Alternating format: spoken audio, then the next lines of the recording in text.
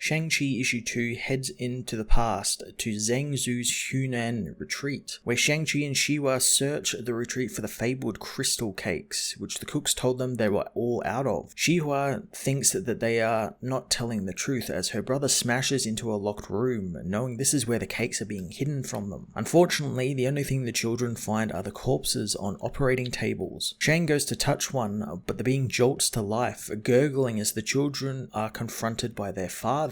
Zhang is angered his children disobeyed him, grabbing Shang and choking the boy and telling him to use his last breath to answer his question, why he disobeyed him after he's given the boy everything he wants. She demands her father let him go, grabbing her hammer and attacking him. Zen lets go of Shang, turning his anger on the girl, saying that she is no daughter of his and is merely a daughter of dirt, telling her to return to her father. Zhang hits her with his magic as Shang pleads with him to show her mercy, offering his unconditional obedience. Shang knows that was the last he ever saw of his sister, as 4 days later, Shang is met by his father, who asks what's on his son's mind. The boy wants to know where his sister is, so his father reminds him that men like him and Shang cannot afford the luxury of human bonds, since their mission is too important. Zhang says that she is gone, but Shang should take comfort in knowing that he showed the woman mercy. In the present, Shang finishes his story to Liko Wu, knowing that he doesn't know how to feel knowing his sister is alive now. Agent Wu tells him that they are there, pointing out the house of the deadly staff below their jet. Wu says that she'll join Shang once she sets the jet on autopilot, but Shang reveals he programmed the jet to take her back to HQ, since this is a mission between him and his family, and when it comes to his family, MI6 don't really have the best track record. Wu isn't too happy since there's an entire army down there, but it's too late as Shang-Chi jumps from the jet, parachuting down as Commander Hammer spots him, hurling her hammer at Shang-Chi's parachute, ripping right through it. Shang, however, ditches the chute, bouncing down through the trees and getting the drop on 2 men who were sent to find him. Shang easily bests the 2 brutes, smashing their weapons to pieces as he asks one of them how long he was training for. The man says since he was a child, which Shang finds strange since the man is clearly not built for this. His partner, however, is, but the weak man should find another job, perhaps baking. Commander Hammer soon joins them, confronting her brother, but instead of attacking him, she tearfully hugs him. The woman tells him to come and the 2 go and share a meal together in the temple, remembering their childhoods fondly. Shiwa finds Shang is the same as always, however he seems so different as well. Shang recites one of his father's teachings, but his sister corrects her brother on the real quote, adding the part about conquering the world. As they share some crystal cakes, Shang asks what happened to the woman and where did she go.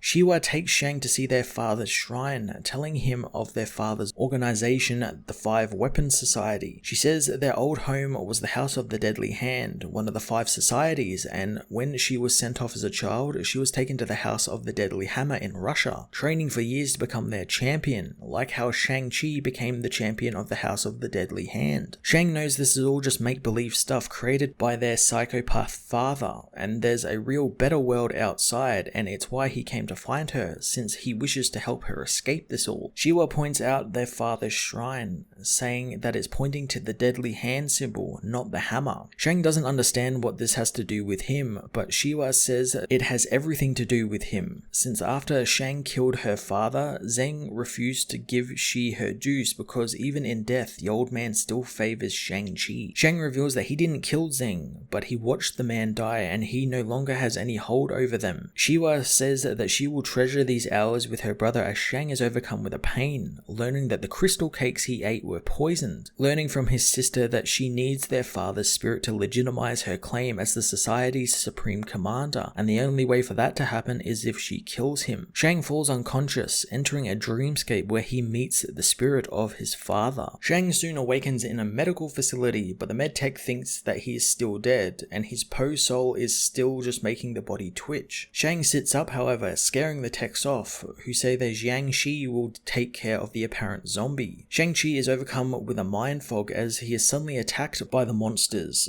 righting himself quickly. Shang battles the monsters, snapping one of their arms off, and he ignores the monster as it goes for the arm, which was his mistake as the monster throws the arm at the hero, piercing his side. Shang notices that somehow his blood now sparkles, filled with the stars and the night sky. Voices are soon heard in his head, telling Shang that they knew he would return to them and take his rightful place as Supreme Commander of the 5 survive Weapons Society. The voices belong to Sister Dagger and Brother Hand, who battle the monsters as well as Shang again passes out. Shang later wakes up on their boat driven by the assassins who saved him. Shang finds that he continues to bleed the night sky as they sail across the open water. Brother Hand and Sister Dagger see that Shang is looking at some unseen thing, knowing he must have hit his head, so they'll take him to see Master Ling to sort him out. Shang does see something, however, the spirit of his dead father, who calls the boy to come and visit him. Shang-Chi issue 2 sees Jin Yang continue to build this great story of family as Shang is reunited with his long-lost sister and goes on his own spiritual odyssey. The action in this issue was a lot of fun, but where the book really excels is the smaller, more intimate family moments between Shang-Chi and Shiwa, who does have a kind of fair reasoning for wanting to become the society's supreme leader and finally prove to her father that she is more than the dirt he thought she was. The spiritual parts of the book were really damn cool as well, and I enjoy interesting depictions of spiritual odysseys, and Shang looks like he's right in the middle of one, so next issue is bound to be pretty trippy, hopefully. I'm going to give this issue a 9 out of 10.